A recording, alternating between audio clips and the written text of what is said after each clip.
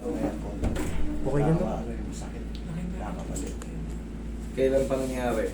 Yung kalatian ng January po. Kalahatian ng January, February, March. Kasi simula pa na ng April ngayon. Okay. Ano pong ginawa nyo para sumakit? Ano pong maalala nyo? Bakit siya sumakit? Wala naman. Hindi ko rin alam din. Basta nagkaganyan na lang din. Pagising na lang, gano'n na lang. Pagising na Pero lang. hindi kayo diabetic, high blood, mataas ang sugar, ano? Hindi naman po. Okay, sige. O, baka hindi pa kayo nagpa-check? Hindi po. Hindi pa? Hindi mga Hindi siya ka, hindi siya ka. Hindi siya diabetic? Okay. Kasi kaya ko sinasabi yan, based sa doktor, 90% of diabetic person bibisitahin na ano. Katulad niya, walang dahilan, basta na lang sumakit, basta ayaw na lang maangat. Di ba? Nagtanggal kasi kami sir ng phone. Parang, Ayan o, tulad niya, no? Tumutukod. Hindi siya basta-basta, o, tingnan mo yung katawan niya. Hindi basta-basta lumulubog. Kasi dito, kung papansin mo, ito, lulubog to. May gaganon. O, pag hinay niya mo, yung muscle mo, tumutulak lang. Yung katawan mo na, kasabay ng gaganon. Ang tawag dyan, ito mo, ang bilis nga niya, o.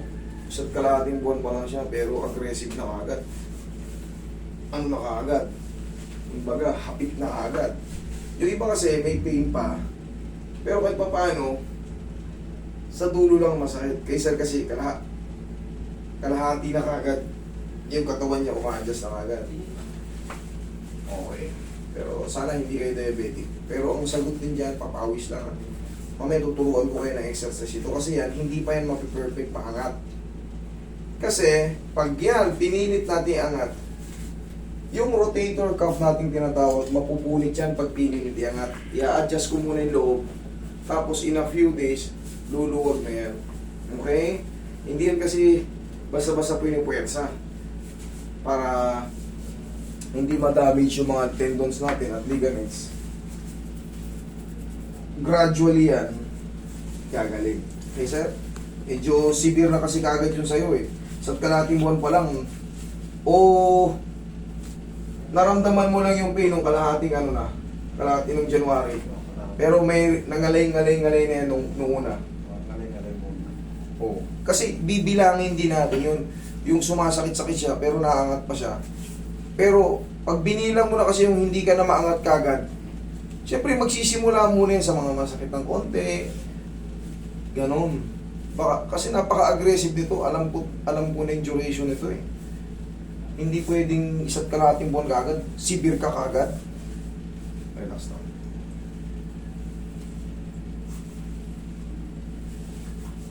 Tapos walang dahilan. Di ba? Pero ang sabi niyo naglipat kayo, di ba? Palambutin muna natin kasi medyo may sakit to. Tandaan niyo, pag gagamitin niyo yung pau, alugin niyo muna. Kasi meron yan tinatawag na sikap mo extra. Yan, para humalo siya, para banayad ang haplos. Kakapit lahat ng kapangyarihan ng pau.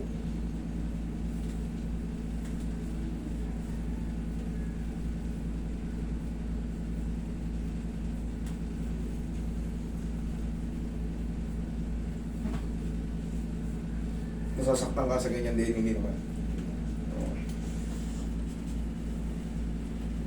Medium type lang palagi. Medium type ang tawag dyan. Namamasad siya pero hindi aaray.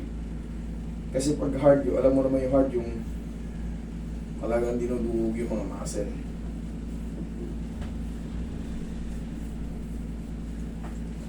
Yan.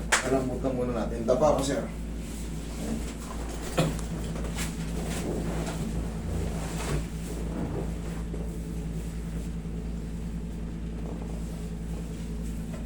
Yung airpot mo or airmat mo sir, ano po ba? May mga diabetes, ganyan, high blood. Hindi naman. Wala. Okay din naman sila. Okay, very good. Kasi yan, ano yan eh, tinatawag yan, genes, genetics. Pero kung good sila, pwede toes and shoulder lang itong naipit sa higaan. Relax lang. One more.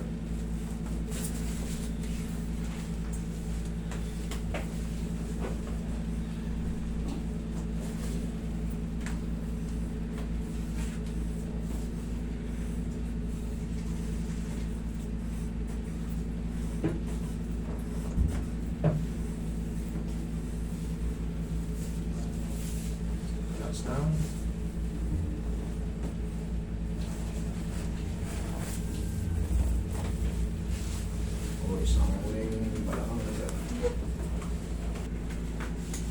Dapat sila may electric pa, no? Alam mo ka mo ngayon. Iyaya ka, bossing.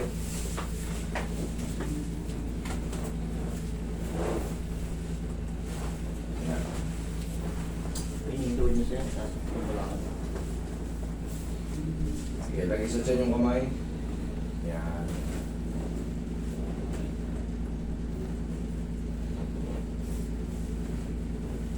Inhale. Exhale.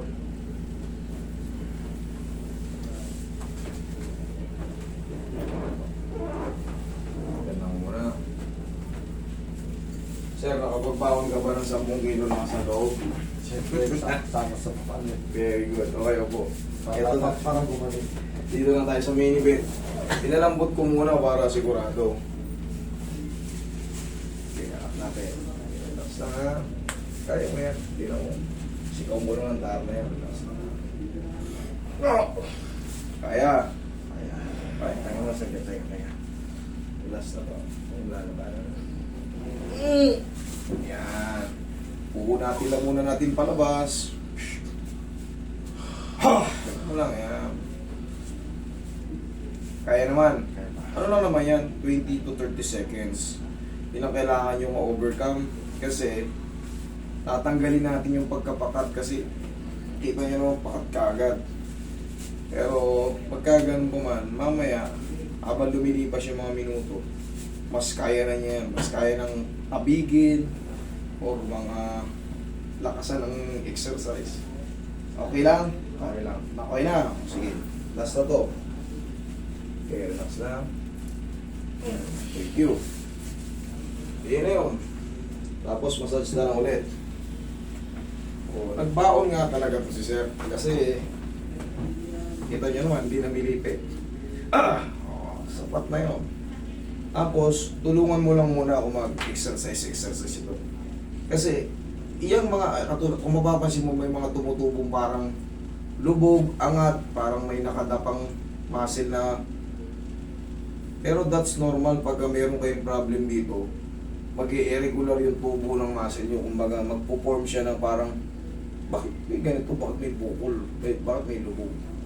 Ngayon, ang tawag dyan, muscle spasm or stiff muscle, makaka-apekto yan sa mga stretch. Kasi, para siyang nabibinat kagad kahit konting ganyan lang. Parang ang igsi niya. Pero ano sagot dyan? Round nyo lang ng ganyan. Araw-araw. Para gradually siyang nakakapaglaro. Unti-unti. Hanggang sa, uy, log na. Okay? Para hindi ka rin masaktan kasi ituturo rin naman yan sa ano eh. Pinupull stretch talaga yan. Pero sa atin, ganun lang ang turo ko dyan. Oh. Ganun lang. Sabay. Eh. Para ka na naglalaro-laro. Pag nangawit, siyempre, normal yun mga ngawit kasi napagod yung muscle. Haplusin mo ngayon ang pau para ma-relax yung mga muscle na in-exercise mo.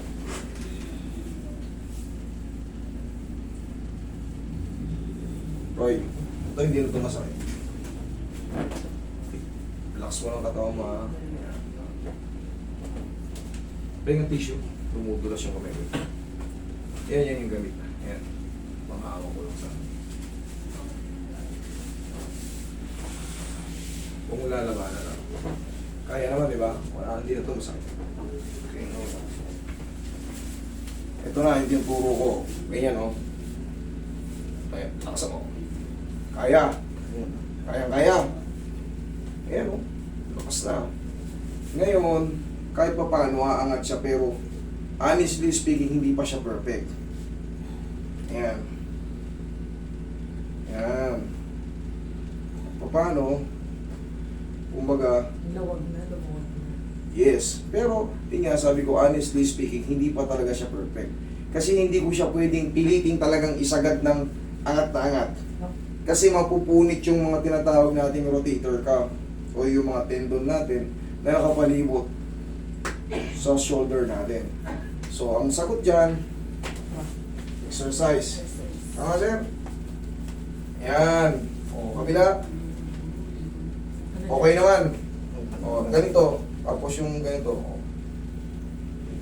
Sige. I-hold mo. Sige, taas pa. Yan, o, konting-konti na lang. O. Konting-konti na lang. Ito na yung pantay. O. Ngayon, huwag mo lang tagalan kasi magbilang ka lang. 1, 2, 3. Para hindi siya rin sa sobrang awit. Tapos, after nyo mag-stress stretching, kasi yan din naman ang normal procedure, tuturuan din kayo ng therapy nyo, self-therapy. O after kapusin nyo ng pau para maginawa after nyo mag-stretch. At hindi kayo na double damage. Okay, sir? Okay, ha?